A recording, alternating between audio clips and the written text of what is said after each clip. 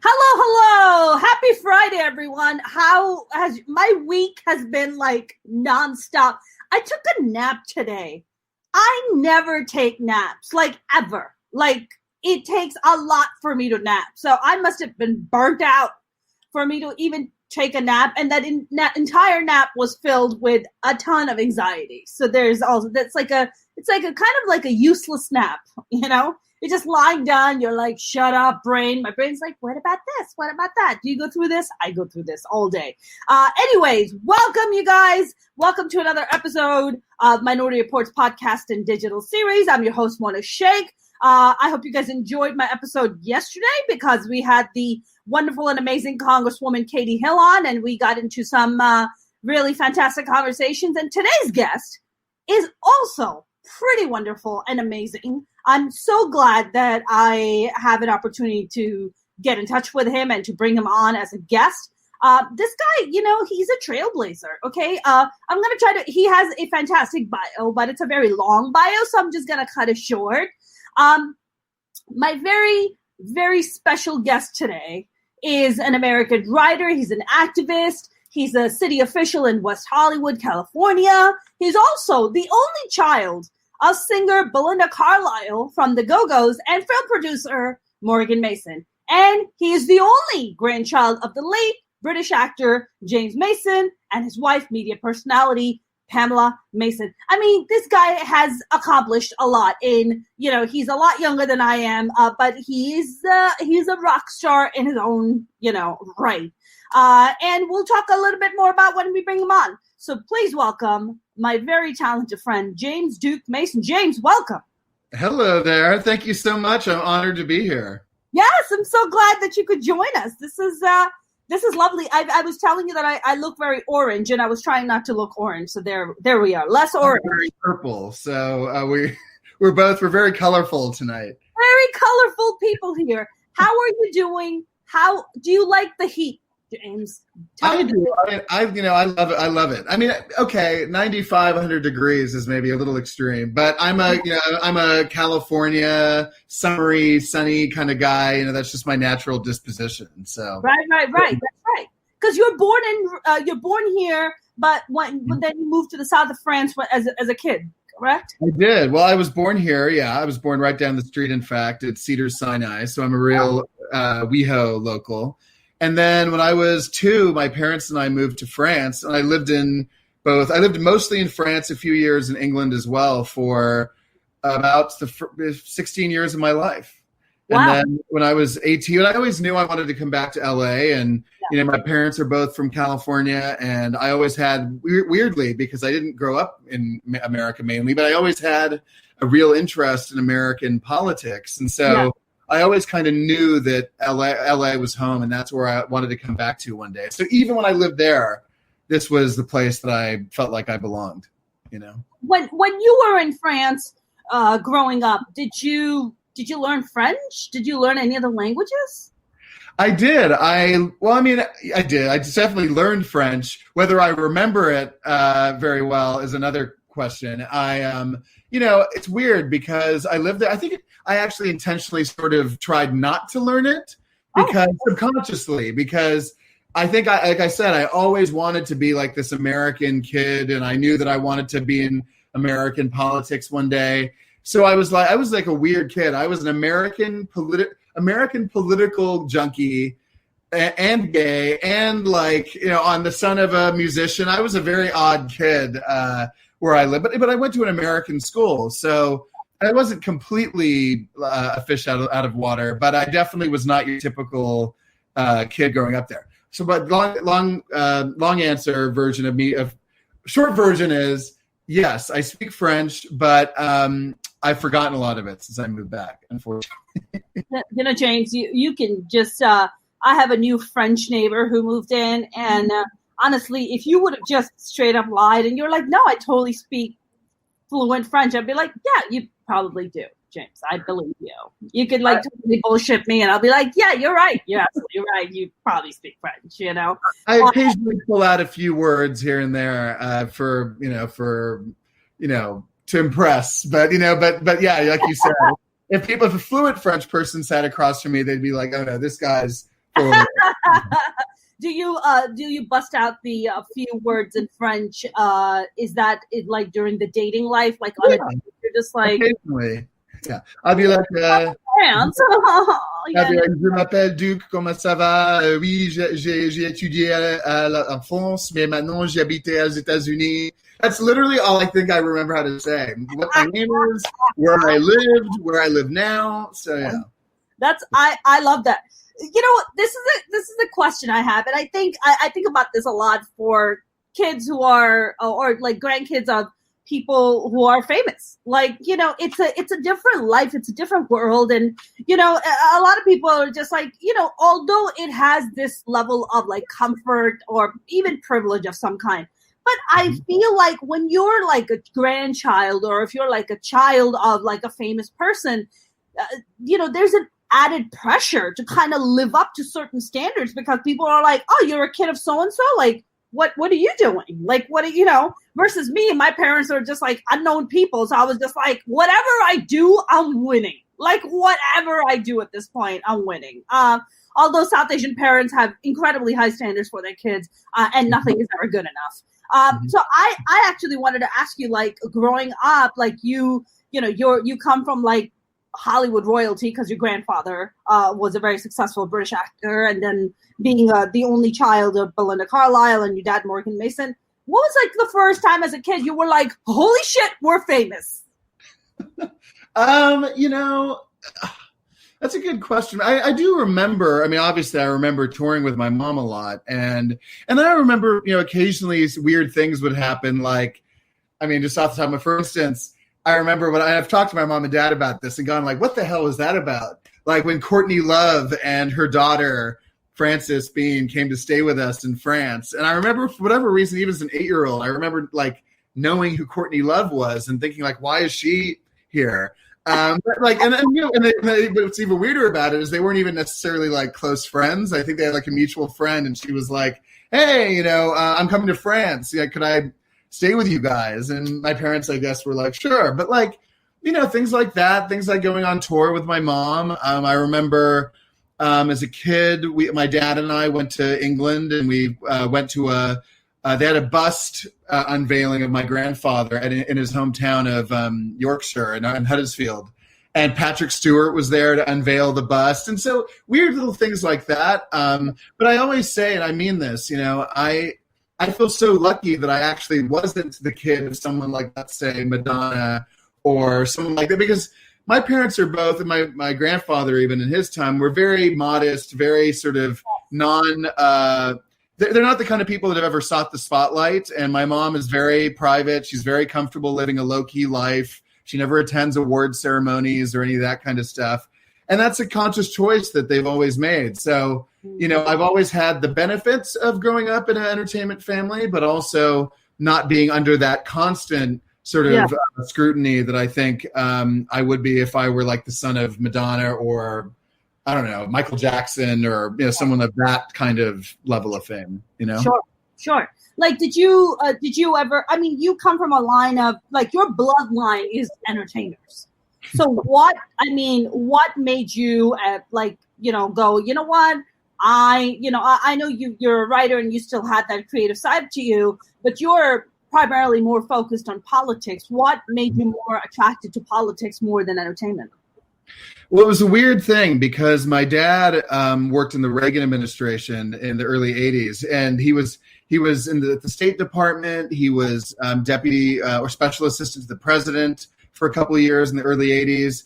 So, I mean, he's not a Republican. He's always, in fact, it's funny because occasionally, like I have my own YouTube show that I've done, and occasionally like a guest who knows my dad will be like, yeah, well, it's funny how you're a liberal and your dad's a conservative. And my dad will literally write in the comments, I'm not a Republican or I'm not a conservative. But he always has to make that clear because he's not a Trump person and he's not a conservative, but he was sort of a libertarian and he worked in the Reagan administration. So I grew up sort of with that, you know, being aware of that. And he would show me memorabilia and, you know, stuff from his days in the White House.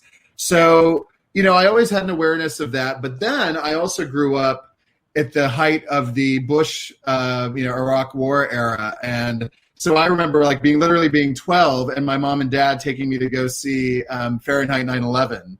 And I mean, that's heavy. Yeah. So, I mean, so my dad's political experience that I sort of grew up being aware of. But on the other hand, my mom has always been a super militant, liberal, feminist, so I grew, so it was sort of a mix of the two. I got my dad's interest in being in politics and my mom's political views, and they sort of melded together. And then when I was 12, I volunteered on Kerry's campaign. When I was 15, I volunteered on Hillary's campaign. So I started very young, and then I was a page in Congress when I was 16. So I've always, from a very young age, it's just something that I naturally gravitated towards. Right. And now you were a co-chair. It says here, right? For the. Yeah. Well, so it's funny because it's funny because sometimes people go like you're the co-chair of the what? Because a lot of people don't know that, and I get it because it is sort of a local government thing. Yeah. That under most city councils, including the West Hollywood City Council, they have a lot of commissions and advisory boards that deal with various different issues. So, in WeHo, we have a transportation commission, a planning commission, a transgender advisory board, a Russian, because there's a big Russian community in West Hollywood, Russian advisory board. And the purpose of all these boards and commissions is obviously they advise the city council. And these are people that are appointed by the city council. So about 5 years ago, I was appointed by John Heilman, who's been on the WeHo City Council for 35 years. He's like the George Washington of founding father of WeHo. But he appointed me to the Lesbian and Gay Advisory Board for West Hollywood. So, I've been on that board for about 5 years. And, it's a small town, but West Hollywood is, because of the fact it's sort of an LGBTQ mecca, and the fact that, obviously it's in the middle of one of the most, being Los Angeles, one of the most important cities in America. I think, it sort of has sort of an outsized influence.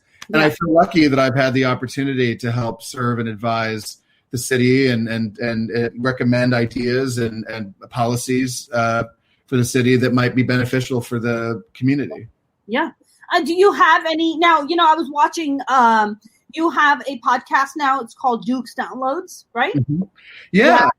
At the beginning of quarantine, it's something I'd always wanted to do, and I made a few initial attempts in the past to start doing YouTube videos, and I wasn't quite sure how to do it. But then during quarantine, it was like, okay, now I definitely have the time to say half an hour a week or an hour a week to do interviews. So in March, I started doing every week. I started doing a half-hour interview, and I mostly, it started mainly with people that I already knew from my Rolodex. But over time, it's turned into a really cool, I'm 20 episodes in, so I'm really proud of that. And thank you. And, it's cool. I get to interview all kinds of different people, politicians. I interviewed the governor of Colorado, the first gay governor in U.S. history, which was really amazing. And I've interviewed Melissa Rivers, Margaret Cho, Craig Louganis, all sorts of different kinds of people. So that's been amazing. Really fun. Well, Margaret's a homie of mine. So Margaret has she's fantastic. She's had a bunch of my shows. We've been we've become homies. So it's very nice. And she's one of those people who's so accomplished and so down to earth, where you're just but you're Margaret Cho. But you're awesome. You're listed as Rolling Stone's top 50 comedians of all time, And then she'll come to my shows and I'm like, why are you gonna get you something? She's like, no, I'll just go get it myself. And I'm like, stop it. Stop being so cool. Stop it. You're too humble. I just adore her. I think she's so lovely and wonderful. Yeah. One of the people you had on as a guest is Cooper Hefner. And I got invited to this kind of an auction thing in Beverly Hills for Hugh Hefner when he passed on with all his memorabilia and all kinds of incredible stuff. And I met Cooper there briefly. I know also Cooper through another mutual friend who's also friends with Cooper. So I just kind of have like this 1 and 2 degree separation with Cooper. And I was listening to him and he was talking about that he's enlisted it for 8 years in the U.S. Air Force. Mm-hmm. As a kid now, and he one time a month, like what, for a week every month he has to go, like, he signed up for it. And I mean, which is always incredible and so honorable whenever whoever serves the country. I actually wanted to ask you, is that like something that you've ever thought about, or is that something you would consider? Or there was a brief moment when I was a teenager when I thought about it, but the truth is that at the time, up until I was, I guess, I was pretty young when Don't Ask, Don't Tell got overturned, but I think, when I did think about it, when I was like 14 or 15 or 16, Don't Ask, Don't Tell was in place at the time, and I was already out, and so I sort of put that to one side and never really went back to it. And then, obviously, when I came back to LA when I was 18, I was in college. I was involved in campaigns. I ran for city council when I was 22. So I was already sort of firmly on my path by the time that it even became an option for someone like me, But I mean, it's almost hard for me to express like how much I admire people who, and like that's why I was a big Mayor Pete supporter, because I really admire that people like that. I think people that have that kind of self-discipline. Yeah. And that's the kind of quality that you want in a leader and in a politician. And so that's the reason I supported Pete. Same reason why I'm really behind Cooper, because I think he really possesses a lot of the qualities: thoughtfulness, empathy, integrity, humility, self-discipline, that I think we really should have in our leaders. Unfortunately, obviously, who we have in power right now is the literal opposite of all of those words. Even his own, I was just listening to the Young Turks, which I've been on a few times as a comic to bring me on so I can crack jokes at things. And I was listening to them, and even like people like who are in the Fox News, like off the record now, that even Sean Hannity's like, Trump is a fucking lunatic. Like, he's a lunatic. Okay, there's no ifs or buts about it. I think that when he's in 4 years, he's caused enough destruction, enough need to get rid of democracy, that this man, and I mean, to me, it's fascinating. Like, what do you think is going to happen? I mean, one of the things that I was actually very impressed by you is that I was on your website and I saw, because you write for the Huffington Post, you write for LGBTQ Nation, and back in March, for Kamala Harris, you endorsed her as the VP candidate back in December of 2019, which is very,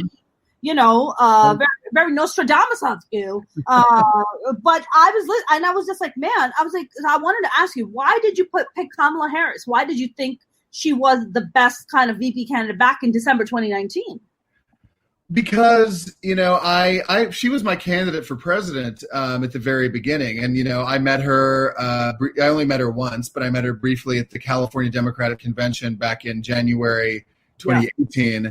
And so from that point on, I was sort of pretty sure that, there was already anticipation that she may run for president. And so when she ran for president, initially I was behind her. And then I think I actually ended up in a predicament that, I did some reading. I remember reading a Politico article about how a lot of Californians were really torn because, on the one hand, we love Kamala. We voted for her for attorney general, for senator. But a lot of us also, especially in the LGBTQ community, felt a really strong affinity for Pete Buttigieg. So we were in this sort of torn position of being torn, where we were like, we love Kamala, but we also love Pete. So actually when I wrote that article, it was right after she dropped out of the race. And I was like, my dream ticket at the time was Pete and Kamala. That's sort of what I was gunning for at the time. But I said in the article, look, whoever it turns out to be, whether it's Pete, Bernie, Joe, obviously, I hope that she gets the VP position, because I've always been a huge fan of hers. Yeah. I mean, Kamala, honestly, for me, when she did her VP acceptance speech, like, it just had me in tears. For me, James, like, look, I'm an immigrant. Like I was born and raised here, right? I moved here at 15 from Pakistan. I mean, just, it's like that poor immigrant struggle of like just kind of climbing up. I don't think I ever thought that in my lifetime I would ever see a candidate who would remotely look like me or be of my background and run on a major political party in America. Like that is like surreal for us. Like for me to for her to be up there and watch her in a sari, wearing a sari is like surreal. You're like, oh my God, this is like someone who looks like me. And like, this is a possibility. Like, look, it's not a possibility for me because I'm a naturalized citizen. That would never happen for me. But there are so many. Senator or governor. How about the governor? Yes. I am never getting into politics, James. All those dick jokes that I've been slinging on stage, all this, how much they're going to be surfacing with all the memes. I mean, I would have a kick out of them. I'd be laughing my ass off. But, I don't think it's going to be very good for my campaign. But the important thing is it used to be like me in the military and all those things. It used to be that we couldn't do certain things. At least now someone like me or someone like you can say we could do it if that's what we, that our race or our sexuality or whatever else, it wouldn't be a hindrance, That's correct. It's a lot more accepted. And now, given the current sitting president, the bar is lowered so much. Well, you're like, oh my God. I was thinking about, like, I think the Kardashians were thinking about, like, kind of positioning themselves. And I was just like, yeah, that sounds about right. We have one reality show asshole in there. Why not another reality show asshole? Like, I have no doubt. My mom and dad and I have talked about the fact that, I have no doubt after what we've seen in the last few years, there's no doubt in my mind that Kim Kardashian could run for U.S. Senate or even just run for the presidency and have maybe not win, but she would have a real chance. I mean, I'm scared, James. Hopefully, I pray that because of what we've been through the last few years, that people will, once Trump is gone, God willing, then people will have sort of a change in their perspective. You mean raise their standards back to standards. Hey, right. not anybody can be president. Like you need to meet certain qualifications. You need to be a certain person of character. Yeah. And just be anyone who's like had a sex tape and their mom peddled it in the street. Like you can't be that person. Like for God's sake, like no, please God, no, make it stop. It's like. Well, I always say, and I say it literally. I don't mean it like hyperbolically. It still boggles my mind how out of a country of 330 million people, out of everyone that we could have chosen to be president, we chose someone who literally, I think, more than anyone I can think of, is like to a cartoonish extent, the perfect storm of every terrible quality I can think of. Yeah. I've never seen someone that embodies every terrible quality, gluttony, no empathy, selfishness, greed, how do we find someone so terrible and pick them to be president of the United States? It just blows my mind. I don't get it. James, I think the one thing that I've learned from Trump's presidency is that I feel like, having lived in another country, when I growing up, I lived under a dictatorship for a bit, and then moving here, I feel like, our leaders are the reflection of our conscience as a nation, right? I feel like, we had Obama, and at the time people were like, yes, this is a good person to lead us. That's why he got selected twice. But here's this guy that is literally reflecting the worst of American conscience. You didn't vote for him. I definitely didn't vote for him. I mean, but there are a shit ton of people who thought that he was the right leader, And I really shouldn't have even been close. That's the thing. It shouldn't have even been close. That's the 100%, thing. 100%. But what does that say about the society that we have? What does it say about, look, you and I kind of live in a vacuum in the sense that we live in like these big cities that are, kind of thriving, very like melting pot, very like multicultural, very diverse. But, you go out in like Montana and like Utah or like super conservative red states like Mississippi. You're just like, they look at you and I like we're aliens. it's scary, because I have to admit, I know a few people who I wouldn't even categorize as Trump supporters. I think they're people who claim that they don't like Trump, but they still buy into a lot of things where I go like, whether it's QAnon or not that they buy into QAnon, but they'll mention things like, oh, but I read that, Tom Hanks is a pedophile or something. And I go like, my God, like, and these are in every other sense, as far as I know, pretty well-educated, smart, rational people. Yeah. And I go like, how can they buy into this stuff? And I think that shows that if even smart, educated, well-informed people can occasionally buy into those sorts of, whether it's because they just see a piece of information that's fake, but they think it's real, or they're swayed because of, they see whatever it is.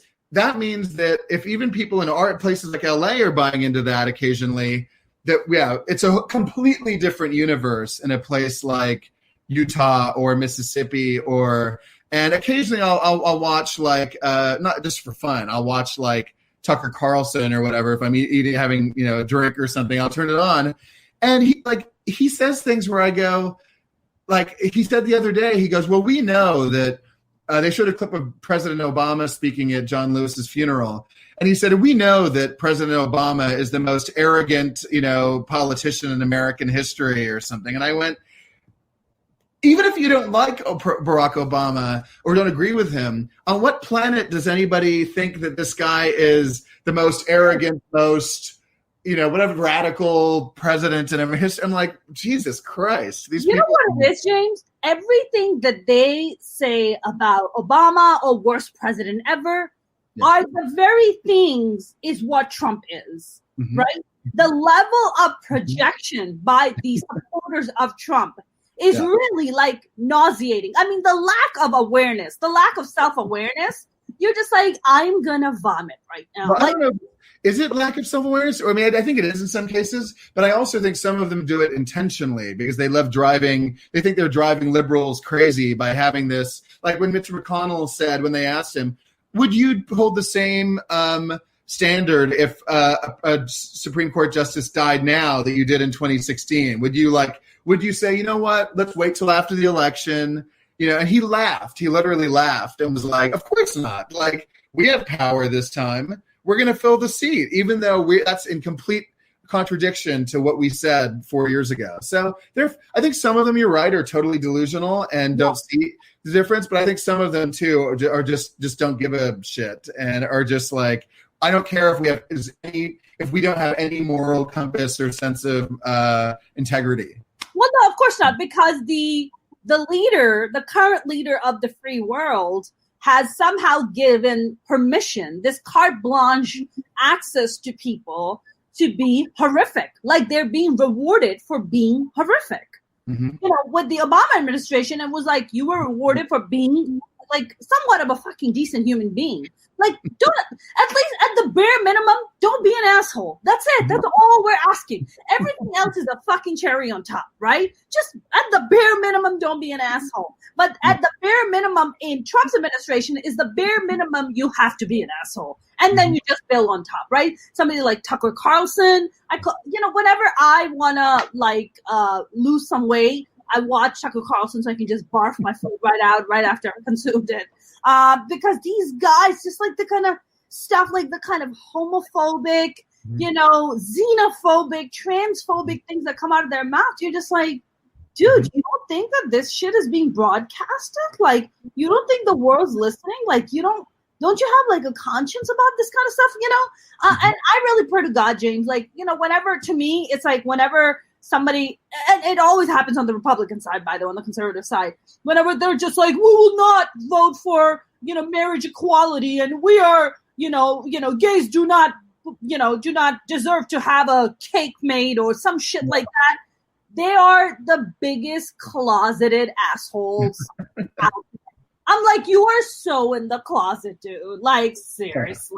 Then next thing you know, the news coming out, he was like banging his assistant. I'm like, there it is. Almost never fails. always. That's how it works. Almost always. Never fails, man. And even if they're not gay, maybe they're having an affair on their wife, or with another woman, or there's always some level of hypocrisy, almost without exception. It ends up that they're totally full of shit. So ridiculous. What I think is funny is the mask thing. So the conservatives will say it's my right to be served by a business, even though I'm not wearing a mask. Yeah. And yet, if a gay couple comes into their business and says, "I want to be served, I want a cake," then they have a right to decide not to serve. It's totally. Look, it's whatever serves their narrative, right? Whatever serves their narrative. They will go through a million loopholes to justify. I have one of my avid watchers here, James. He's awesome. He says, my family voted for Trump. They were angry with the system and believed his BS. Hillary ran on the status quo, even though people wanted a change. Do you believe Hillary ran on the status quo, James? Oh, I think you cut out at the end there. Can you say that one more time? Oh, I was saying that, James mentioned that Hillary ran on the status quo, even though people wanted a change. So I'm asking you, did you feel that way about Hillary? I was a big Hillary fan, and I still stand by her. I think she was a really exceptional candidate. If you think about the fact that every debate performance was stellar, not one mistake. So intelligent, so poised, so on point all the time. So I always defend Hillary. And I also point out, as she's pointed out, people who say, oh, she should have gone to Wisconsin. She went to Pennsylvania a lot. In fact, on the election night, her last rally was held in Pennsylvania. Yeah. And she still lost Pennsylvania. So it's not as if she didn't campaign in the right places. It's not that she wasn't smart or on point every single time. And I think, as she's also has pointed out, she did talk a lot about economics and about jobs and it's just the media, unfortunately, didn't cover it. They were more concerned about the email issue, which turned out to be the biggest, empty, story, whatever the term is, of all time. Yeah. So I actually think, look, is she the most telegenic or charismatic politician, or entertainer? No. But that's not what I was looking for in a president. And I think now we actually see how detrimental that kind of thinking can be, choosing someone based purely on presentation or on theatrics versus qualifications. And I know I have a tendency to ramble, but for me, I enjoy that rambling. Please keep going. But no, just last thing is, about Hillary is, it wasn't for me just that Trump won. I mean, yes, it was that, of course, I was devastated that he won. I mean, there was also that Hillary lost. Like the fact that it would be one thing if she lost to, let's say, Jeb Bush or John Kasich or someone where it's like, okay, they're a legitimate person. We may not agree with them, but at least they're a legitimate, smart, educated person. For her, the most qualified person in American history, to lose to him, I remember I woke up the next morning and it's never happened to me. I was like convulsing. I was so devastated on a level. And then for the end of my rant, the indignity, I remember turning on the news, and this is the first time I cried. I'm getting emotional right now thinking about it. When I turned on the TV and I saw Trump's meeting with the Obamas at the White House, and I thought the fact that Barack Obama, a Harvard law educated constitutional law professor, this elegant, graceful, smart man, has to even meet with Donald Trump.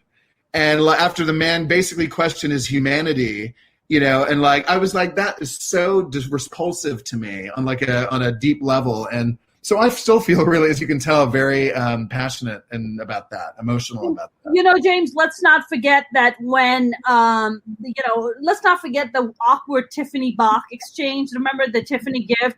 And she was like, Michelle was like, I don't know what to do with this. And also let's not forget that Trump also accused Obama for bugging. Remember, he was just like, oh yeah, he has bugged my phone and he's listening to my conversations. Like, you're a fucking psycho. Like the other night, he tweeted it again.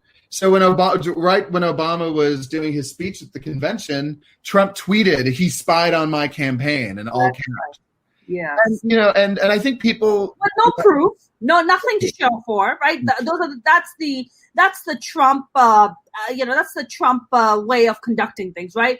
Throwing out these big statements with no backings. I'm sure you watched that interview, the Axios interview that took place with the Australian journalist Jonathan, who was interviewing him.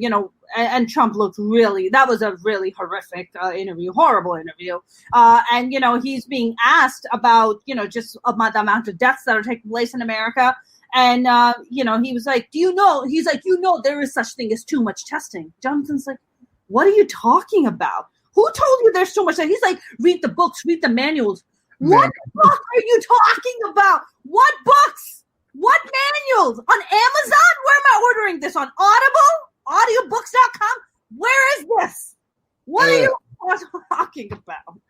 It was beyond. It was really beyond. And all I can say is and then the point where he said, we're doing, what did he say? We're doing great versus the world or something. We're doing better than the world. Yeah. We're doing better than the world. He was like, what? The world? Our cases are lower than the world. He's like, the world? Like, thinking that because if you didn't test, then it would go away. No, the disease still exists. It's still spreading. We just don't have the numbers. But it's like, it's like 5-year-old thinking, If you don't do the testing, James, then you won't know. I mean, come on, isn't that how logic works? It's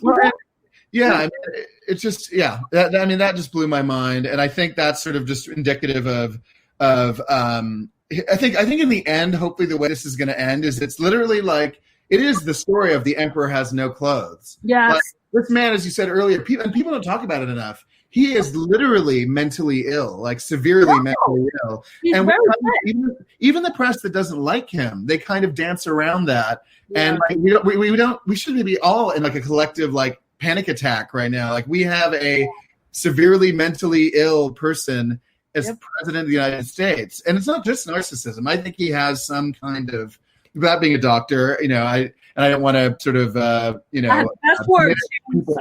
words. I took the cognitive test. He couldn't even pass it, person, woman, man, camera, TV. What? I'm proud of himself that he remembered that. He was like, it was like, oh, look how smart I am, But it's like, listen, numbnut, the only reason you took the cognitive test is to check if you have Alzheimer's or if you have early signs of Alzheimer's. Like, it's not a compliment. Like, you're not taking a Mensa test. Like, you're not a Mensa member. Like, what? What are you talking about, man? What? Can I tell you something? Can I tell you something?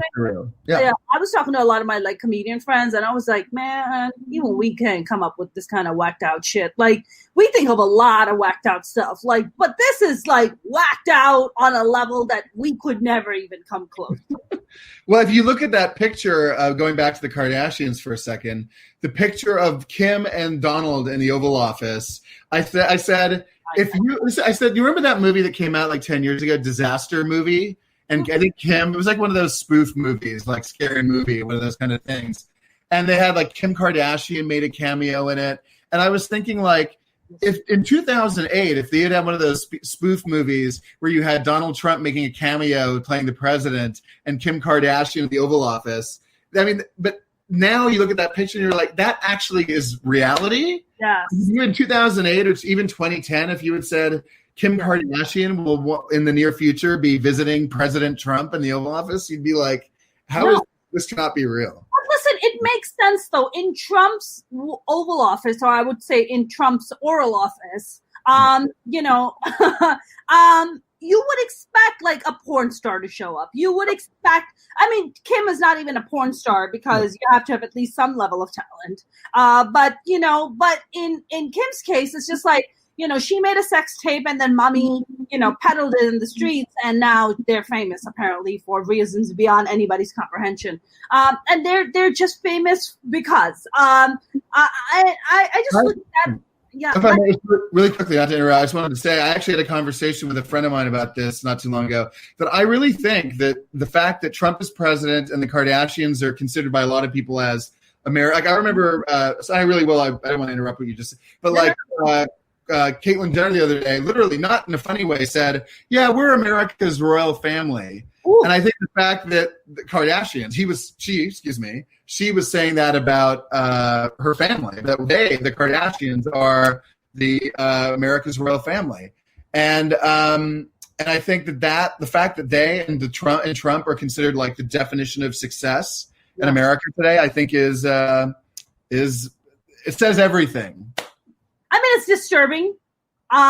It's really, Nikki Glazer, who's a hilarious comic, she did a roast. It was a Rob Lowe's roast. Yeah, it was Rob Lowe's roast, and I believe Caitlyn Jenner was there.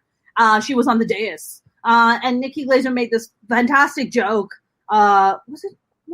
It was one of the roasts, and she said, she's like, you're a Republican, referring to Caitlyn Jenner. He's like, I don't understand. You've already have a possession over a woman's body. Like, I don't understand why you would be Republican. You have already taken over a body of a female. Like, you're already controlling one female. Why would you need to? I mean, for me, the saddest part about Caitlyn was that when she was going through the transition and the fact that she killed a woman, I was like, oh man, this does nothing for us as female drivers. Like nothing. Our brand is like ruined. Okay. Look, I mean, look, I really admired what she did when she transitioned. I was like, wow, this is incredible. I remember watching with my father. I mean, he's a progressive guy, but to sit there and watch with the special that she did with I forgot who the interviewer was. My dad and I were like, "Wow, this is incredible!" This is really a world. It felt like a world-changing moment. When she did that interview. But then everything else that happened after that, it was like between saying, "Oh yeah, I'm against gay marriage." That was like, what? Like, how can you be a transgender woman and be against gay marriage? And I'm a traditionalist. I'm like, you know what's not traditional? Being trans. Not traditional at all. Like, we should all support each other in our own respective social justice, political movements. And yeah, I mean, the fact that she couldn't see the big picture on that, I was just like, and on a lot of it, the fact that she's still a Republican, as far as I know, is just, James, you know what it is with these attention whores, as I like to call them, the Jenners and the Kardashians. To them, it's what serves them, right? Yeah. I mean, to them, like the fact that Kanye, who really should be given horse tranquilizers every single day just to calm him down, is out there and he's like, yeah, I'm going to run for the presidency and it's like, it's just this giant distraction. It's like, dude, you have like power and influence but you're also mentally ill. We already have one mentally ill guy in the office. We don't need another. Like, don't need another mentally ill guy. I'm actually happy. And I say, like, I feel terrible for whatever he's going through, but I'm actually happy that he did that in terms of, because clearly, if he had not done that, I think there's every chance that this thing could have gone even further, and that he could have gotten on more on the ballot in more states and gotten more traction. But I'm happy. Of course, I'm sad whatever he's going through. But on the other hand, I'm happy that people see that this is clearly not someone who should be taken seriously. And that that this is nothing more than whatever it is. The point is, I fear that had he not done that public display of and whatever he was going through, we may be in a different situation now where, a lot of people may have been thinking about voting for him. So people see now how crazy he is. But you know what, James? You know what it is? Like when people like Nick Cannon, also not very stable, like he's just like, I'm going to vote for Kanye. It's like, Nick, those weird hats you're wearing are like messing your brain up. Take them off. And just watch the news and like inform yourself. Like, stop it, Nick Cannon, stop it. But I mean, to me, it's just all of this is just. I feel it's like a bad episode of The Twilight Zone. You know? Remember, it's like all I'm waiting for is the theme music to start playing. Like, it's like, oh my God, we're in the fucking Twilight Zone. Like, what is happening? This is terrifying. It really is. It really is. I mean, now you also wrote in LGBTQ Nation in March, you chose Joe Biden. And what was your kind of reasoning behind that? You know, my mom is a big Bernie supporter, and even back in 2016, and look, I love Bernie. I've always loved Bernie. And in 2016, it was more because I was a big Hillary person. And I had been. I supported her in 2008, so I had a strong affinity for her. It wasn't so much because I was against Bernie. I really admired him, and I'd known who he was, and being a political junkie, I admired the fact that he'd always been pro-gay rights, always on the right side of all the big issues. 2020, I was just I was on Kamala's team, then I was on Pete's team. And then in March 2020, when Pete dropped out, to be honest, I don't know why I decided at that time. I mean, I do. I just thought that Biden made more sense in terms of, the particular issues of this election. I wrote this on Instagram yesterday, that the fact that Biden has all these qualities, empathy, integrity, compassion, he knows how to find common ground with people who are different than him, politically. Yeah. Those are qualities that I think the reason that Biden finally achieved his dream of being the nominee after trying several times is he has the qualities that are particularly important for this election. That those are always important, but particularly now, he's got the right qualities that we need at this moment, because we've been so lacking in those qualities for the last 4 years. So, and even though I love Bernie, I've pointed out to friends of mine who are on the more Bernie sort of side of the spectrum that Biden, yes, he's made mistakes. Yes, he voted on a few bad pieces of legislation over 40 years. But he actually has done a lot in terms of actually achieving and passing progressive legislation. He's done a lot. He passed the first climate change bill, the assault weapons ban, violence against women, Obamacare, helped pass gay marriage. So he actually, helped pass the Dodd-Frank bill, so I mean, he's actually done more in terms of passing progressive legislation, more than almost any politician I can think of. That doesn't mean that in the midst of that, he's made a few mistakes. Sure. But I'd rather have somebody who has actually passed progressive legislation and has a track record of actually achieving these things than someone who, I don't mean Bernie when I say this. I just mean, I'd rather have somebody who has actually done it than someone who maybe is perfect and pure, but hasn't necessarily been that effective in actually doing it. But that's my long-winded way of saying I think Biden hopefully will actually pass progressive legislation when he's elected because he's done it before. Right. I mean, I think Joe Biden is definitely more. I think he definitely sits more in the center. He's not like so far off. And I think a lot of people got scared because of Bernie because they just consider him like just progressive on a different level where they're like, oh my God, I can't. Like, look, AOC is accused of the same thing and she's part of that Bernie clan, right? She's like, she's a branch off the Bernie clan for sure. I mean, she came out and what was it? Was it the second night of the DNC? She came and she endorsed Bernie Sanders. So that was like, wow. Everybody was like, what's going on? It's like, no, that's just part of the procedure. Like, that's just kind of. I had friends who texted me because they're not necessarily as politically obsessed as I am, and they were like, wait, what just happened? Like, why do they nominate Bernie? I'm like, it's a formality. That's the way it works. It's recognizing and acknowledging him and his supporters and their accomplishment. But Biden already has the votes locked up, the delegates. So I had to calm some people down. And even AOC came out after and said, she explained it on Twitter. She's like, just to make it clear, I had 1 minute. My responsibility was to nominate Bernie. And she even said, look, I endorse Joe Biden. I support Joe Biden. We're all on the same team. We're in this together. So, and then really quickly, one other thing I was going to say about that is I reject this whole idea that you're either one type of Democrat or the other. There are occasionally candidates that I support that are more centrist, but then, like for instance, I'm a big Joe Kennedy supporter, and I'm following him in this Massachusetts Senate race. Yeah. On the other hand, in that same primary in Massachusetts, there's this guy Alex Morse, who's an openly gay young mayor in Massachusetts, who's running against a longtime Democrat incumbent. And he's been endorsed by this AOC and the more progressive wing of the party, and I'm supporting him. So for me, it's not like you have to be pro, establishment or pro insurgency. I think you can be both. And I think this constant battle between those two sides is really detrimental to the Democratic Party. I think it's possible to be both, progressive and to also occasionally, support candidates that are more in the middle, Sure.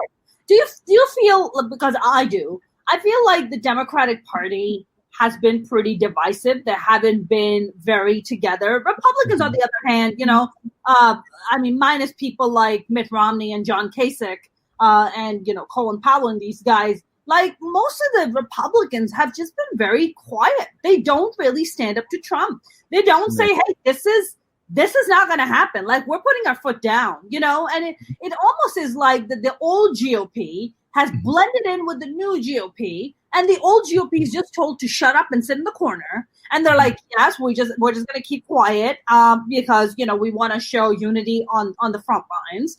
But in the Democratic Party, it's not like that. Do you feel that way? Yeah. And in fact, I remember during the primary, there was a really funny meme that said Republicans will vote for a pedophile, in Roy Moore's case, a rapist with Trump, like as long as they vote the right way on abortion and gay marriage and whatever else and cutting taxes, we don't care. And in fact, I remember reading a quote like McConnell or someone said, as long as their hand moves and they'll sign a bill, we don't care who the Republican president is, as long as they'll do what we want them to do. With Democrats, like Joe Biden voted for a tax cut for corporations in one bill in 1986, and that is disqualifying. It's like so. Yeah. I think in some ways it's a good thing that we actually have some standards and some sense of integrity.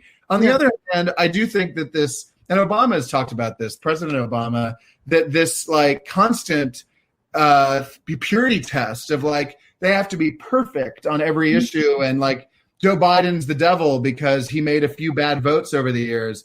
No, we have to recognize that whether he's perfect or not, it's not even close. The difference him and Trump. I mean, he's obviously a billion times better, and we don't have the luxury of nitpicking about someone's vote 40 years ago on one bill. This is a really big picture election. You know, Trump has an ad out which I thought was hilarious, and it's it's rioting happening and. All kinds of they talk about defunding the police because that's the drum they're beating, right? And the Democrats, they want to defund the police, and there's going to be riot in the streets, and it's like, hold up, that footage that you're showing is from Trump's America. That is not from the Democratic America. That is from Trump's America. Are his followers that stupid? That they're just like, dude, these are images from barely 2 months ago. They have a time machine and they're showing us footage from a year from now. It's like, no, actually, it's happening right now. Right. It makes no sense. And then just happened. And then the other funny thing, which is on the same lines I saw today, was Pence on Fox News talking about. He said, the picture the Democrats painted at their convention was so dark. And I'm like, wait a second. You're the ones that are every day saying, America is going to be, a hellscape, of riots and, destruction if Biden is elected. So I'm like, actually, you guys are the ones that are the negative ones. Biden's saying we're in a dark place right now, but if you vote for me, we're going to go back to or go forward to a new, lighter, more positive future. You had 4 years we were in lightness and then you just took us in darkness and you're like, if you want 4 more years, I'll take you back to lightness.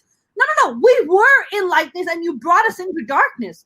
What makes you think that will take you? Look, I'm not one of those people who's just like, fuck Trump and fuck Pence. Like, look, if you did something good, I'll recognize you and I'll give you kudos for that, right? But the fact that we are predominantly, ruled by these people who, that every day is a new low. Every day you just don't know. While you were just catching up to the low that we hit yesterday, today is going to be another new low. So you don't even have time to think about it and catch up to that, right? So it's just this constant chaos. And I think, and I made this point yesterday, is that Americans had never had a dictator, right? Because the founding fathers of this country were really smart people, and they came up with a constitution that they wanted to ensure that not only were they going to have checks and balances, because the reason they wanted to have checks and balances is because they did not want the cycle that was in England and the life that they had escaped. They did not want that shit repeated here, right? That's why checks and balances. We have we have groups that are checking each other.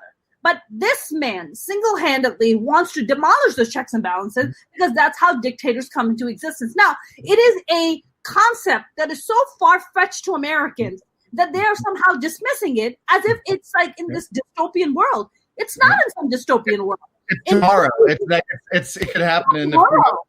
It could happen literally in less than 3 months' time.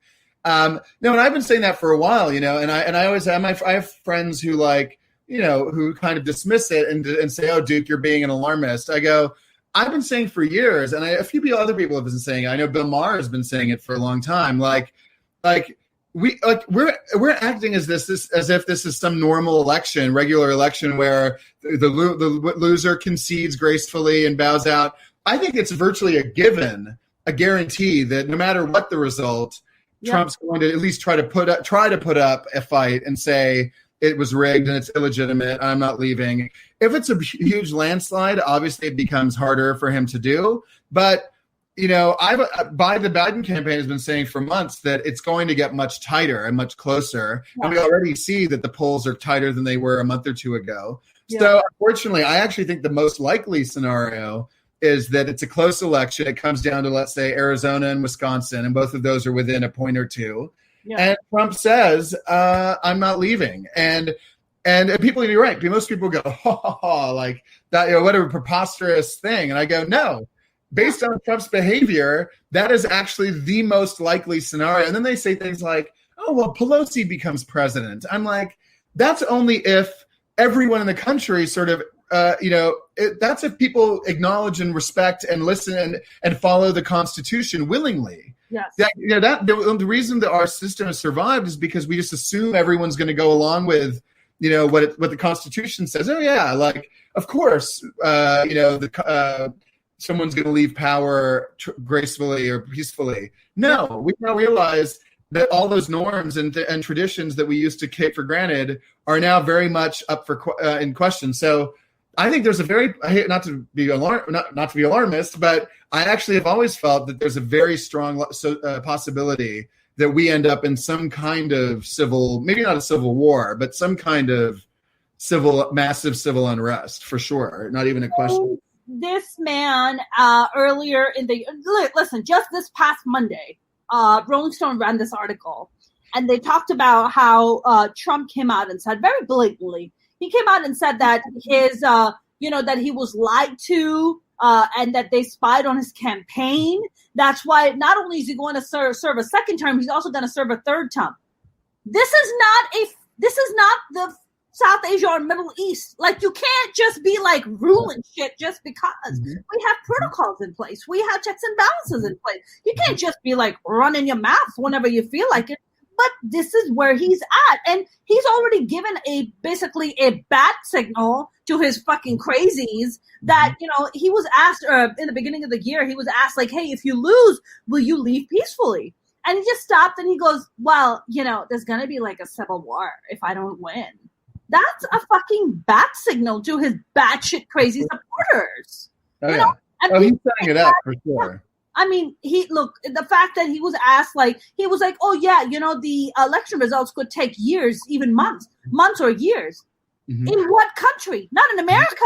Mm-hmm. It's pretty immediate. Like, then he comes out and wants to dismantle the United States Postal Service. When has that ever happened in the history of the United States? We were going through World War II, and that didn't happen, man.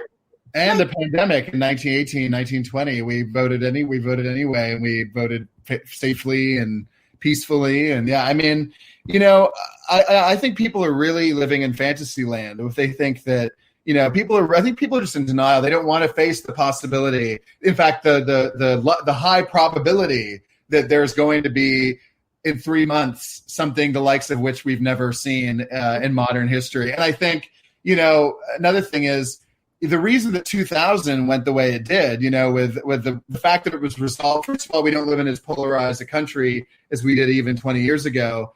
But the reason it ended the way it did was because Al Gore, being a good person, being a man of integrity, and having been in the government for years, he said, "Look, I could get up there and make a speech and say I don't accept the result, this legitimacy of this result." The Supreme Court, it was 5-4. All 5 Republican appointees voted. He could have said, "I don't acknowledge this result and I refuse to accept it."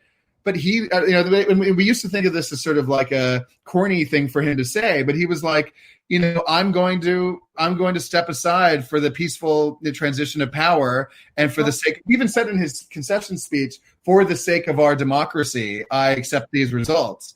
He could have not done that, and now we face a scenario where, unlike Gore, and not only is it that Trump's not a good person, not the same kind of man as Al Gore. This is the incumbent president who's potentially going to say, "I refuse to leave office."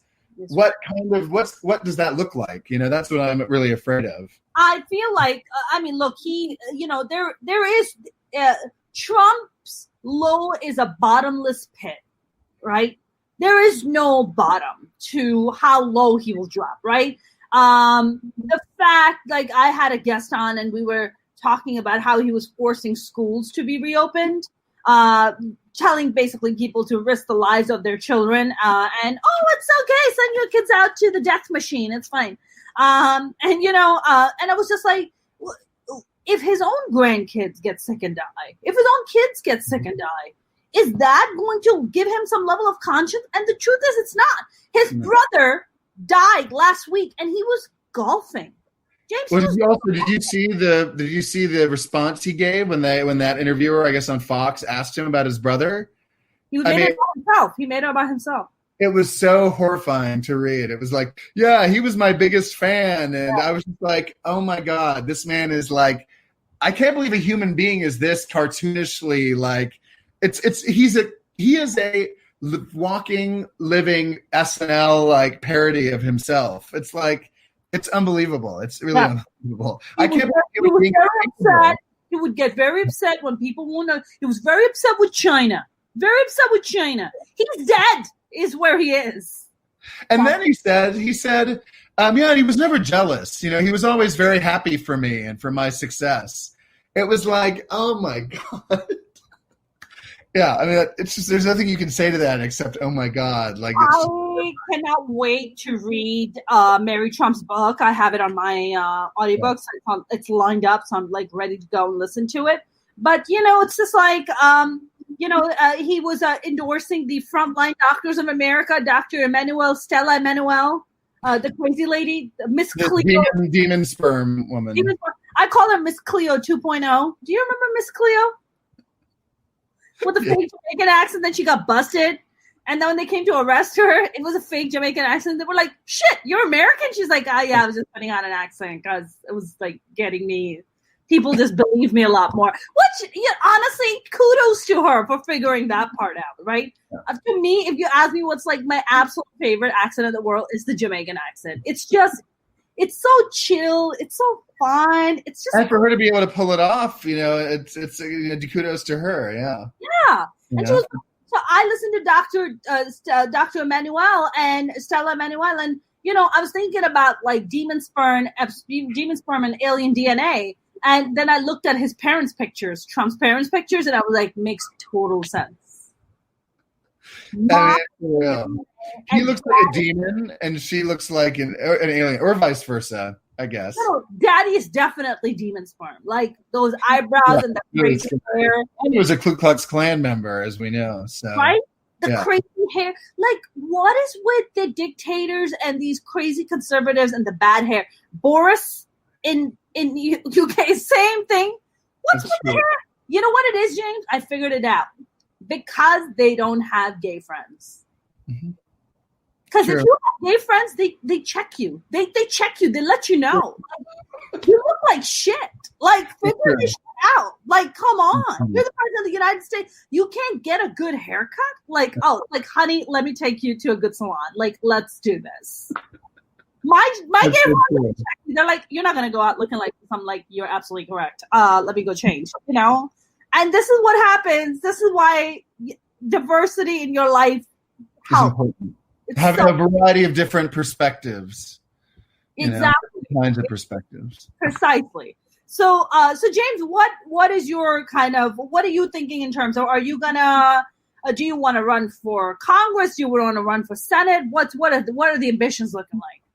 Well, I ran for city council in WeHo twice, in fact. And I ran for the first time when I was 22. I didn't win, obviously, but it was a good starting off point. I learned a lot, obviously, about what it takes to actually run for office. And, people don't know, or a lot of people don't know that there's this whole, sort of underground world of Democratic clubs, where you have to go and solicit their endorsement. And, there's a lot of sort of very, not low level, but you know what I mean, sort of underground stuff that your common person that isn't engaged in politics on a close level wouldn't know about. So that really taught me the mechanics of running for office. Yeah. And then I ran again last year, and even though I didn't win, I did pretty well. And, I got an endorsement from John Heilman, who has been on the city council for 35 years and been a real big West Hollywood sort of icon. So I was really proud of that. And Equality California, which is a big organization, they endorsed me. So, I think for sure politics is definitely what I still want to do. And, and I'm doing it right now with my writing, and I'm a big activist, self-proclaimed activist. I mean, I'm very passionate and vocal, and I find ways to be involved and engaged. And I'm sure one day I'll run for office again. I don't know. I doubt it'll be city council. I'll probably wait a while and go on with my life, and then if the right opportunity arrives, whether it's state assembly or something, and down the line, I'll probably wait and just and also because I don't know what our country is going to look like in the near future. A lot really depends on this election, and who knows? Honestly, not to sound alarmist again, but we may not even have a functioning democracy in 6 months. So if he wins, that is, God forbid. If he wins. But if Biden wins, I think we're in good shape. And but I'm just saying, this is the first time in my life where I really can't see my future past 3 months from now. I think all of our futures depend on how this election goes, and then we can start thinking about other things and ambitions and projects, and I think just a lot of people feel the way you do, right? I mean, it's just we don't know what's going to happen. Look, my show, Minority Reportz, which is now the podcast that we're doing right now, is a nationally touring show. And one of our brands, we have a lot of different sub brands. And one of our sub brands is Gay AF Show, Gay as Fuck Show. And it does really well. We used to do it in the middle of West Hollywood. And Margaret Cho's headline. We have a lot of wonderful, amazing LGBTQ comics that have been, and it was the official comedy show for LA Pride this year. And all of that just disappeared, right? All of it has just been gone.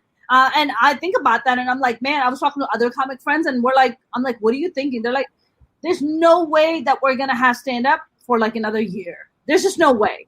There's just no way nobody's going out there to comedy clubs and stuff like that. I mean, they try to put outdoor comedy clubs in San Diego. They shut that down. So I don't even know what's going to happen. So I'm totally with you. And I think so many people feel that way. They're like, I don't know what the future holds. I just don't know what's going to happen, you know, and it's just such a strange place to be because as Americans, we've never been here before. No. It's literally like an existential election. I really don't. I mean, I'm prepared, I guess, sort of for the possibility that Trump may win. Like I recognize it's a real possibility, but I can't picture what that looks like. Like I can't picture what the future looks like if that happens. I know it's possible, but I can't even imagine what that looks like. Like whether normal life will even continue after that. I don't even know what that. I can't even imagine what that looks like. God forbid if he gets elected. I think if he gets reelected, I think the Canadian immigration website is going to crash all over again. So let's not forget that part. Well, my parents live in Thailand, so my parents live in Bangkok, which is in itself kind of crazy. But if Trump wins again, I mean, I haven't really thought about it seriously because I'm hoping that doesn't happen. But I could see if things get really bad, which I know they would if he wins again. I could see myself in that scenario going away for a while and getting out of the country if it gets to that point. But I'm really praying that we don't even have to contemplate that. My brother is an Australian citizen, and he's Australian and a Canadian citizen, and so I was just like, I'm just gonna come in as an American refugee with you. Literally, I mean, at that point. It may be legitimate to go to like Canada or Thailand or Australia or wherever and say I'm a refugee. I mean, seriously. I mean, because Trump, we're getting to the point where this is like, as you said, dictator level stuff. And if that happens, I mean, Americans are going to be perfectly within their right to say, I feel like I'm in danger as a minority, as a woman, or as a person of color, as a gay person. Yep. I mean, like, last thing I'll say about this, but I actually have a good friend who literally is a refugee from Russia. And I was talking to him recently, a gay guy from Russia. And I said to him, so when did you move here? And he said, I moved here to America from Russia as a refugee, asylum seeker in 2016. And I went, oh my God. Like, I mean, and we laughed, like, what terrible timing. I mean, you came here thinking you were getting like out of tyranny, and then look where we are now. So, and let's not forget that Russia has played a huge role in getting Trump re-elected, and they're going to do everything in their power to try to get him re-elected. Right? I mean, look, they're throwing gay people off rooftops in Russia. I mean, it's really, really bad. There was a law in place that protected women against domestic violence, and Putin removed it. He got rid of it. He was just like, oh, if it's a domestic violence issue, it's not a government issue. We don't need to deal with it. It's just like, this is some backward ass shit, man. This is just like madness right now. And we can see that we're inching closer. Like I even wrote an article, I'll be very quick, but an article about the fact what was happening in Portland with people being sort of just, shoved into vans, unmarked vans. I had just watched a documentary on HBO, which I recommend, to everybody, called "Welcome to Chechnya." I think is what it's called, which is about the gay genocide that's happening in Chechnya, where literally they're disappearing people and putting people into unmarked vans and taking them to detention centers and prisons and torturing them and murdering them. Those images that I saw in that documentary from Chechnya are almost identical to the images we were seeing in Portland and Chicago and New York, where they were putting people, and obviously these people weren't getting murdered, but it's the beginning potentially of, we're doing small little encroachments where they, first it's taking people against their will in unmarked vans, then it'll become we're detaining them indefinitely, then we're torturing them, then we're murdering them in the name of national security or whatever. God knows what could happen, honestly. Yep. I mean, that's how, right? And you can't do it one shot because then people are like, whoa, because even your supporters are going to be like, whoa, what's happening? You got to give it in dosages. So it just becomes a little bit more acceptable, right? Hitler just didn't rise to power. It was doing it in dosages. Oh, it's for, in German, there was a saying, it said, it's for your own good, right? It's making people feel like, oh, I'm protecting you from these terrifying Jewish people. Okay. It's like, dude, if anybody was fucking terrifying, it was like the Gestapos. Are you fucking kidding me? Okay. Yep. I remember going to Munich. So my ex is a German Jewish scientist. And he, I met him here, but he was a scientist for UCLA, and then he moved back to Germany because he's like one of the top 3 cancer research scientists in Germany. And I remember telling him, I'm like, I'm going to Germany. And I was like, I was thinking about making my plane stopping in Munich for a little bit. And I was like thinking about venturing out. He's like, don't go to Munich. And I was like, why? And he goes, trust me, you don't want to go to Munich. It's racist as fuck. I was like, really? I was like, nah, stop it. So I was like, I'm going to go. I remember going. James, have you been to Munich? I have, but I was very young, very young. I remember going to Munich and people were looking at me. They were like, bitch, did you forget?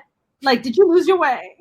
You should go back. Like, you need to hop on the first plane and get the fuck out of here. I saw maybe like one black person and we both made eye contact and we were like, it was like our get out. You know what I'm saying? We were like, oh my God. I think, and you know, when you walk through the streets of Munich, you're like, it makes total sense how Nazism was born right in these streets. Because, first of all, they have super ugly clothes and the clothing stores suck. And they have no sense of fashion. It sucks. And I was like, okay, you guys like clearly haven't caught up with the times. It's funny because I remember my parents and I, it's funny, I mean, horrifying, but funny. When we lived in Europe, in France, we would vacation occasionally in Austria. We'd go skiing in Austria. And I remember we'd sit in some of these restaurants. This is like 15 years ago. So, people who were around, serving in the Second World War were still alive.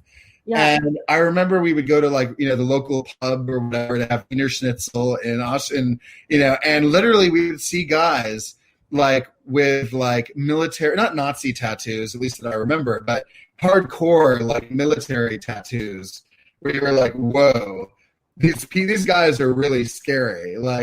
You realize, both in Europe but also in America, there are still plenty of people who were around back then, but who also are still now adherents to that kind of ideology, and and Trump, has given them license to say, oh, it's okay to scream your head off in a grocery store or, go to Charlottesville and pillage a town and drive cars into. So, I mean, that thought process still exists both here and around the world. I always say that if Pakistanis were white, they'd be German because they have that same level of but only Germans are very, very proper about their time. That's the only thing that we would not be able to keep up with because the only brown people that ever show up on time are terrorists. Everybody else is showing up 30 minutes late, an hour. It's like, do you guys have any concept of time? Jump on time. That's how our weddings are. They're they just go on the rabbit. It's like, Jesus Christ, that's about. I remember visiting Pakistan after a very long time, and my aunt invited me for dinner, and I was like, oh great, what time? And she was like 10 p.m. I'm like, you're shitting me, right? She was like, I'm like 10 o'clock for dinner? She's like, yeah, that's when we eat dinner. I'm like, on what planet is this? Is this normal? This is weird. She's like, oh yeah, and then I'm like, what time do you go to bed? She's like, oh, we don't go to bed till 3, 4 o'clock in the morning. I'm like, every day? She's like, yeah, pretty much. Right. Because they're well-to-do, so they don't really have to kind of worry about stuff like that. And I was just like, yeah, no, that's not how it works. I was like, I will be coming over for dinner no later than 8 p.m. And she was like, oh my God, you're so Americanized. I'm like, did you mean normal? Is that the word you're looking for? This is weird. In other countries, in Spain or whatever, they do have not 10. Well, actually, no. The Spaniards probably have dinner at 10 or 11 o'clock, from what I understand. Have it late too, right? So I guess it is sort of a Western, maybe is a better term. England, America, we do have a tendency to eat on the earlier. I'm like a 100-year-old. I usually eat dinner at 6 p.m. So what? But that doesn't mean I go to bed at 6 p.m. I eat. So I don't get too fat. I eat early, and then I don't eat for the rest of the night because I want to I don't want to eat too late and get in bed and then lay there like a big potato. James, so. I also have a shape I'm working on right now. It's called the round shape, and the pandemic body is in full swing, my friend. I mean, whenever I want to lose weight, I just stand outside in LA for like 10 minutes because it's like, what the hell? It was like 93 degrees today. I'm like, sanity. It's like, I'm like, are we in Pakistan right now? Why is this so hot? Like, this is, and not even like, usually LA has like dry heat. We had like humid heat today. And I was like, I don't know what's happening. I don't know what's happening in LA, but this is insane. So what are you working on during, like, you got the Duke's downloads? That's what else? Are you writing something or? Yeah, I write for LGBTQ Nation on a pretty regular basis, usually a couple articles a month. I also write for other places occasionally. I mean, I've written for Hollywood Reporter, HuffPost, as you mentioned, a lot of different places. Yeah. I also do my weekly show every week, where I interview different kinds of people. Like I'm interviewing this guy, Josh Flagg, who is on that show $1 Million Listing on this Sunday. So, so I try to have an eclectic, different mix of people, and because I'm political, but I also love music and movies, and I'm and pop culture in general. So occasionally I'll throw somebody in there who's sort of a wild card. Like I've interviewed Trixie Mattel, who's a big drag queen from RuPaul's Drag Race. So I like to keep it interesting and eclectic and hear from a lot of different points of view. So I keep busy with that, and so I'm trying to like use this time in quarantine to hopefully do something worthwhile with a little bit of my time. Yeah. Do you ever, James? Do you ever kind of have like, does your mom ever say, hey, try singing? You want to come sing with me sometimes? Like, hey, I actually remember a pop star. Like what? Like, she's like, I'm jamming session. You want to join me? And you're like, I'm gonna go watch some CNN. Like, actually, it's the opposite. I remember. Well, it was a joke, but I remember when I was a kid, when I was probably like 13 or 14, maybe a little younger. I remember I walked in, and I totally meant it as a joke. I walked into her bedroom one night and I said, hey, can I talk to you? And I'm just like, sure. And I say, I'm really thinking about how I want to be a singer. She's like, oh, okay. Like, well, why don't you sing something for me? And I think I sang Heaven is a Place on Earth, which, is one of her big songs. Yeah. And I remember the look on her face was like, she was totally mortified. And she said to me afterwards, she was like, I really think you should stick to, what you know. And then I said, Mom, I'm kidding. Like, I'm joking. And she was like, oh, thank God. Oh my God.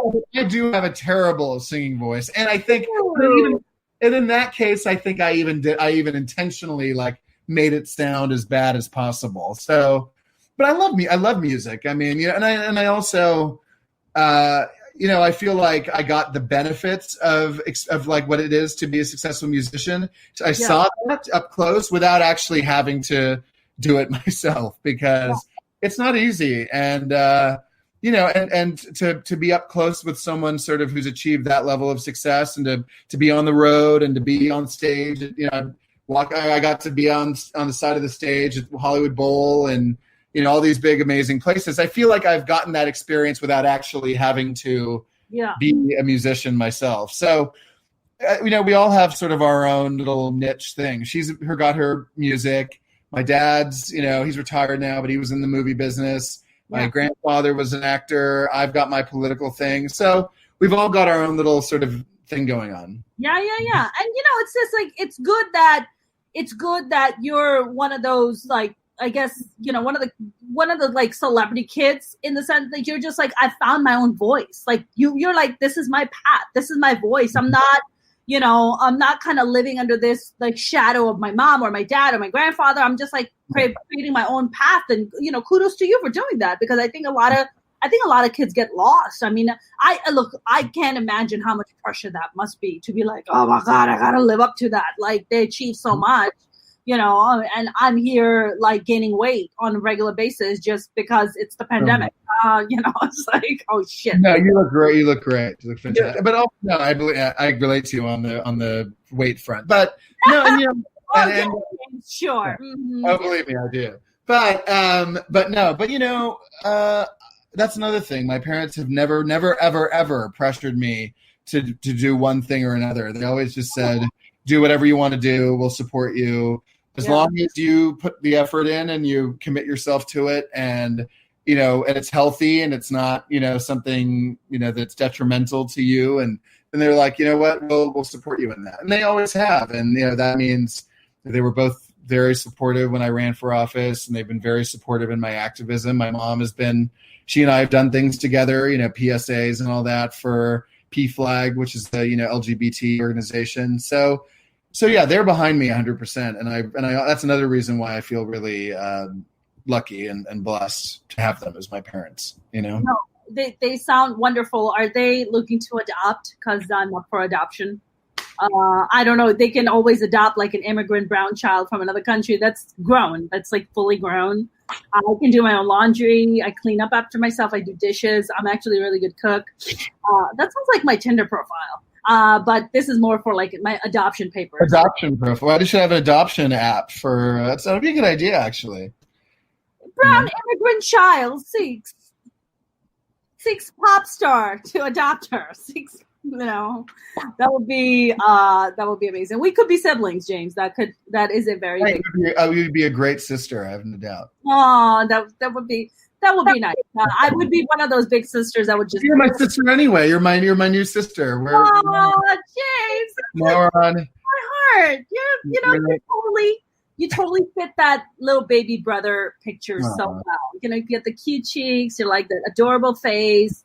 You have such a sweet personality. You're like, you fit that mold perfectly. I'm just, from this moment on, I am giving up my 4 older brothers because I have brought James Duke Mason as my baby brother into my life. This is it, you guys.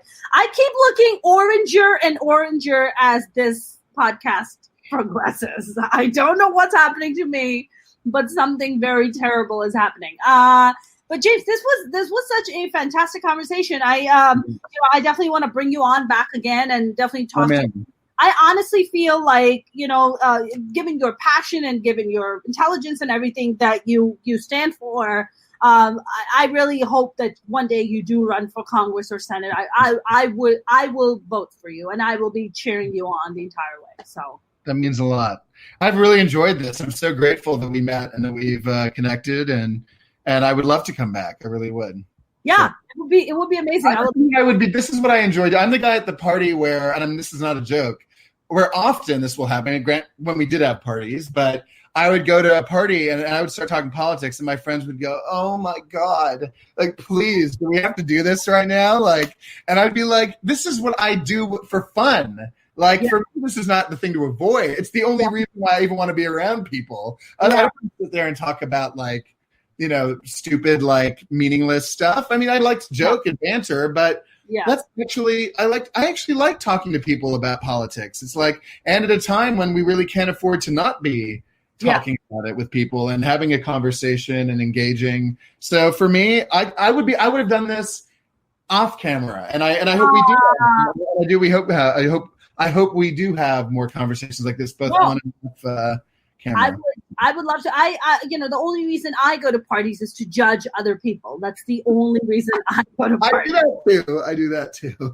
The only reason I do. I can be a gossip, a bit of a gossip sometimes. So in a sweet, sort of innocent way, Oh no, not me. I'm petty. Not me, not in the slightest. I am like legit roasting people right in my head. I'm like, oh wow. I'm like, you don't have a mirror at home, do you? Wow, you just like that? Okay, that's great.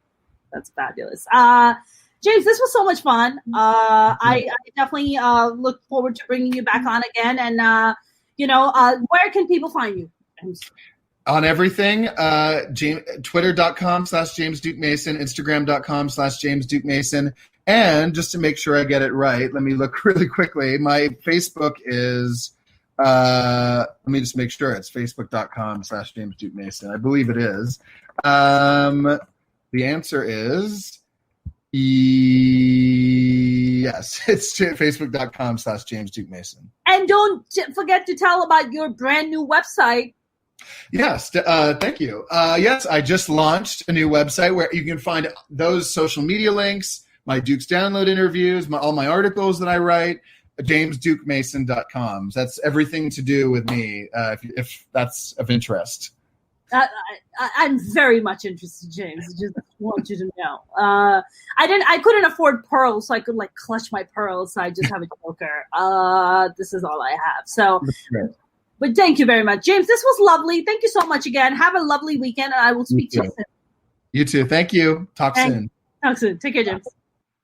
That was the wonderful and lovely James Duke Mason. I hope you guys enjoyed it. I had a great time because James is just so lovely to talk to. And we're officially like brothers and sisters. I'm not even shitting you. I am putting in my adoption application with his mom and dad because I'm ready. I'm ready for a new family. I'm ready to be that immigrant child to be adopted. I'm so ready. But if you guys haven't followed me on YouTube, please do. It would mean the world to me. You can follow me on Instagram and Twitter at Mona's Comedy. I'm on Facebook at Mona Shake Comedian. You guys, stay safe out there. Wear your masks. Wash your hands. Have a good night. Have a great weekend. I will see you on Monday.